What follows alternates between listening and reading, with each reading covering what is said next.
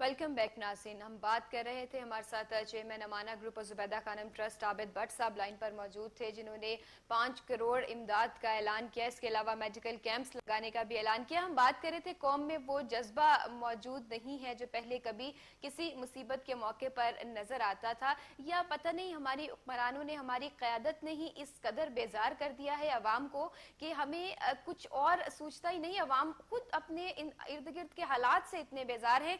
Fill वक्त हम बात करते हैं, हमारे साथ जैद हामिद आप लाइन पर मौजूद हैं। अस्सलाम वालेकुम जैद साहब, रॉयल न्यूज में खुशामदीद। वालेकुम अस्सलाम और आपको पाकिस्तान का यौम आज़ादी।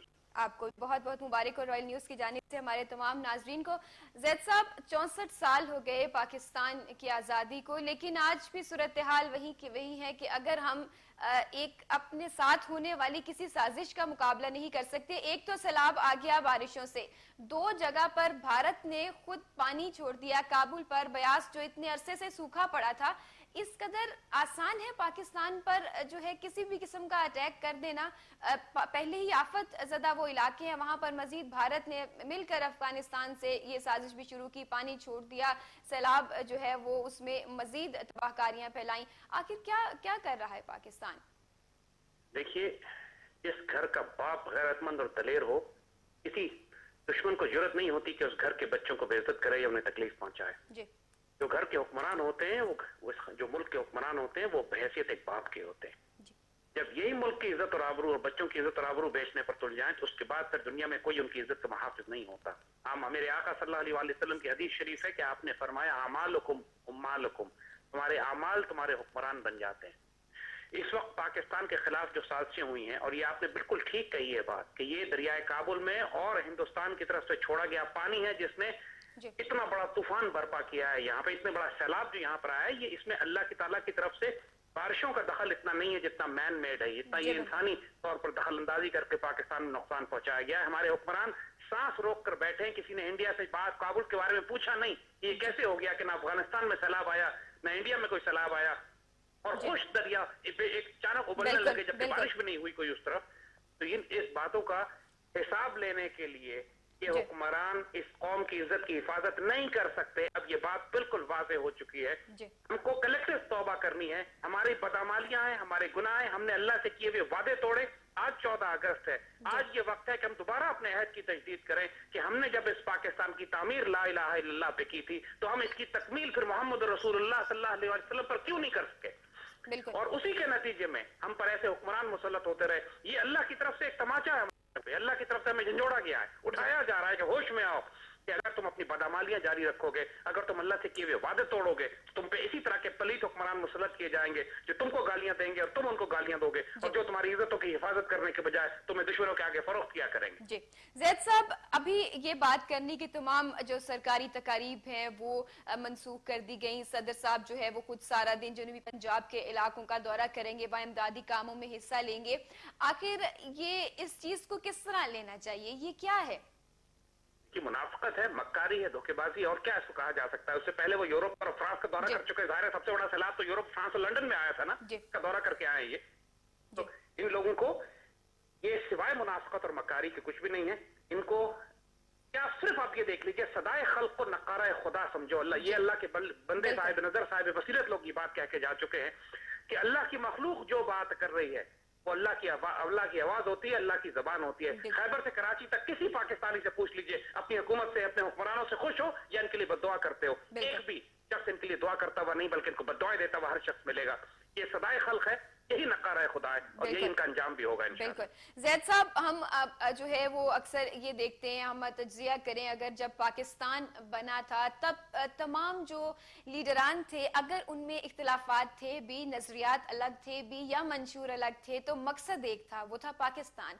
मफाद सिर्फ एक चीज का था, वो था पाकिस्तान का, एक अलग सरजमीन का। वो तमाम लीडरान, क्या आज के सियासतदान अपने अंदर वो सब खूबियां पैदा कर ही नहीं सकते या करना चाहते नहीं? हम एक वैसा लीडर ढूंढते हैं जो उस वक्त था, जिसके सामने सिर्फ एक मुसलमानों के अलहदा वतन का मफाद था। उनका अपना नजरिया मंशूर तो अलग हो सकता था, लेकिन मकसद एक था। क्या अब वो तमाम खूबियां नहीं पैदा हो सकती, या ये पैदा ही नहीं करना चाहते?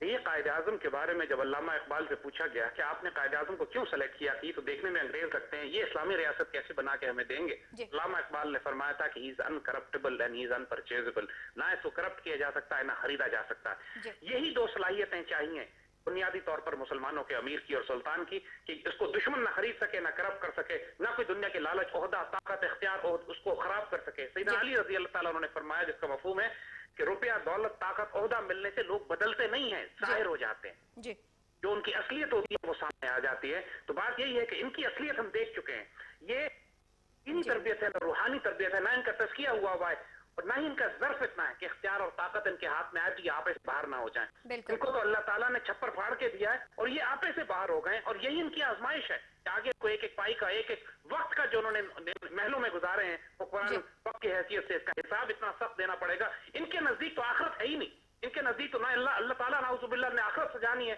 نہ جنت ہے، نہ دنیا آخرت ہے، نہ کوئی دوزخ کا معاملہ ہے۔ انہوں نے تو ہمیشہ اس دنیا میں رہنا ہے اپنے خیال کے مطابق، نعوذ باللہ۔ لہذا جس طرح فرعونوں کی طرح وقت کی زندگی گزارتے ہیں، اب چونکہ گھیرے میں آ گئے، پھنس گئے، پوری قوم نے تھو کیے، لعنت کیے، لہذا یہ کارروائیاں ڈالتے پھر رہے ہیں، آنی جانی دکھا رہے ہیں اپنی آنے کے لیے کہ ہم کتنی خوبصورت اور شاید یہ بھی جانتے ہیں کہ آئندہ کو ہے وہ ان کو بالکل منتخب کرنے کی جو ہے وہ عوام، میرا خیال ہے کہ اس طرح کی ان کو یہ صورتحال جو ہے ہو چکی ہے کہ ہم دوبارہ اس طرح اقتدار میں نہیں آ سکتے۔ دیکھیے خیبر سے کراچی تک عوامی نیشنل پارٹی کو وہاں سے لے لیجئے، اس سے لے کے کراچی تک کو لے لیجئے، ایم کیو ایم کو، اور پھر پیپلز پارٹی کا جو کردار رہا ہے، پھر اپوزیشن کا جو کردار رہا ہے پنجاب کے اندر، یہ تمام سیاستدان اپنی سو کالڈ جمہوریت کے ذریعے ثابت کر چکے ہیں، جس کو اقبال نے کہا تھا کہ یہ جمہوری نظام جو ہے اس کا چہرہ تمہیں روشن نظر آتا ہے لیکن اندرون چنگیز سے تاریخ تر ہے، اور اس کی حقیقت اور اصلیت ہمیں نظر آ گئی ہے کہ جہاں انسانوں کو گنا کرتے ہیں، تولا نہیں کرتے۔ یہ قوم کو اب دوبارہ حماقت نہیں کرنی چاہیے کہ اس بالکل زید صاحب، ہم یہی قوم کی بات آئی، ہم یہاں یہ بات کرتے ہیں، پہلے ہم یہ بات کریں کہ بیزار تو ہو چکے ہیں، مشکلات میں ہیں، دشواریوں میں ہیں، روزمرہ معمولات متاثر ہیں، جو زندگی گزارنے کا ایک بیسک کانسیپٹ ہے وہی ہمارے ایک عام شہری میں جو ہے انتہائی مشکل ہو چکا ہے، لیکن پھر بھی آپ کہیں دیکھ رہے ہیں کہ جذبات بھی مدھم پڑ چکے ہیں مصیبت زدہ بھائیوں کی امداد کے لیے یا ان کے دکھ میں شریک ہونے کے لیے۔ کیا قوم بھی کہیں پیچھے تو نہیں چلی گئی اپنے اس جذبے میں، اپنی مدد کے، ایک دوسرے کا دکھ بانٹنے میں؟ کچھ ایسا جو قوم سے جذبہ کہیں چلا تو نہیں گیا وہ بھی؟ نہیں، اللہ نے بہت کرم اس معاملے میں کیا ہوا ہے کہ یعنی اس وقت پوری قوم جتنی بیدار ہے، جتنی آگے بڑھ کر مدد کر رہی ہے، جتنی پیٹریوٹزم، حب الوطنی اور اللہ اور رسول صلی اللہ علیہ وسلم سے تعلق ماشاءاللہ جو اس وقت قوم میں پیدا ہو رہا ہے، آج سے پہلے کبھی نہیں تھا۔ پاکستان کی نوجوان نسل ماشاءاللہ بیدار ہو کے علامہ اقبال کو زندہ کر رہی ہے، تکمیل کی بات کر رہی ہے، اور یہ حیرت انگیز بات یہ ہے کہ اب ہمیں کوئی مایوسی نظر نہیں آتی۔ تکلیفیں ہیں، مشکلات ہیں، حکمران وقت کو گالیاں بھی دے رہے ہیں لوگ، طلاق سے بھی تنگ ہیں، لیکن مایوس نہیں ہے۔ اور ایک ماشاءاللہ یہ بات کہ موج اٹھے یا آندھی آئے، دیا جلائے رکھنا ہے، بالکل۔ اور یہ الحمدللہ یہ جذبہ اس ملک میں، قوم میں اتنا بھرپور اٹھا ہے، اس مرتبہ ہم کو ہزاروں ایس ایم ایس پہنچے ہیں پورے دنیا سے ماشاءاللہ بچوں کے کہ سر حوصلے سے ہم ساتھ ہیں، آپ کے اس پاکستان قوم کے ساتھ ہیں، اور ہم کبھی انشاءاللہ اس پرچم میں سب ہلالی پرچم کو نیچے نہیں گرنے دیں گے۔ آج تک پاکستان کی تاریخ میں کبھی اتنا جذبہ، اتنا جنون مسلمانوں میں، پاکستانی بچوں میں نہیں تھا جتنا آج ہے۔ یہ امید ہمیں آئندہ آنے والے وقت کے لیے دلاتی ہے۔ شاید اسی بنیاد پر تو قائم ہے پاکستان، اسی جذبے کے اور اسی سچائی کے تحت الحمدللہ، اور آنے والا وقت ہمارا بہت بہتر ہے انشاءاللہ۔ حکمران چلے جائیں گے، ان سے پہلے بھی بڑے بڑے حکمران گزرے جن کی قبروں کے نشان نہیں ملتے آج، تو الحمدللہ ان کی فکر نہ کریں، اپنے حوصلے کو بلند رکھیں، پرچم بلند رکھیں۔ اور آج بھی 14 اگست ہزاروں بچے گھروں سے نکلے ہوئے ہیں پاکستان کا پرچم لے کے سیلاب زدگان کی مدد کرنے کے لیے۔ ماشاءاللہ یہ جذبہ قائم ہے، یہ ملت قائم ہے، یہ امت قائم ہے۔ آنے والے وقتوں میں ایک شاندار مستقبل ہمارا منتظر بھی انشاءاللہ۔ انشاءاللہ۔ بہت شکریہ زید حامد صاحب رائل نیوز سے گفتگو کرنے کے لیے۔